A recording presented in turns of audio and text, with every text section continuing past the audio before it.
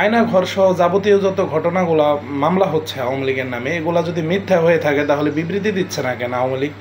এবং শেখ হাসিনা নিজেও তো বলতে পারেন ফেসবুক লাইভে এসে অথবা একটা স্ট্যাটাসের মাধ্যমে, যে ঘটনা আমি ঘটাইনি এটা সম্পূর্ণ মিথ্যা, এই আয়না ঘর মিথ্যা, আপনারা প্রমাণ দেখান। এরকম একটা কথা আওয়ামী লীগ থেকে আশা করি। কিন্তু কিছু পাতি ছাতি নেতা আছে, তারা খুব বেশি পরিমাণ তর্কে জড়াচ্ছে বিষয়গুলো নিয়ে। তারা প্রমাণ করতে চাচ্ছে আয়না ঘর সহ যাবতীয় যত ঘটনা সব মিথ্যা। আরে ভাই, বিএনপির আমলে যতগুলা ঘটনা হয়েছে যদি মিথ্যা হয়ে থাকে, বিএনপি থেকে বিবৃতি দিছে, একজন জেলে গেছে আরেকজন বিবৃতি দিছে মিথ্যা হয়ে থাকলে।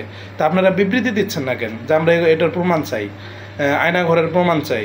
একটা বিবৃতি দেন না রে ভাই। আপনি না দেন, আপনাদের সাবেক প্রধানমন্ত্রী ছিল শেখ হাসিনা, উনিও তো দিতে পারেন, ওনাকে তো কই জেলে রাখে নাই। আর জয় আছেন ইন্ডিয়াতে, উনিও বিবৃতি দিতে পারেন।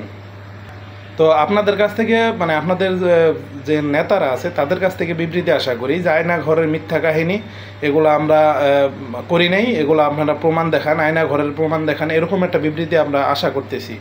তো কিছু পাতি ছাতি নতুন সুশীল যারা আছেন, দয়া করে এগুলা সত্য ভাই বিশ্বাস করেন, যদি বিশ্বাস না করেন চুপ থাকেন।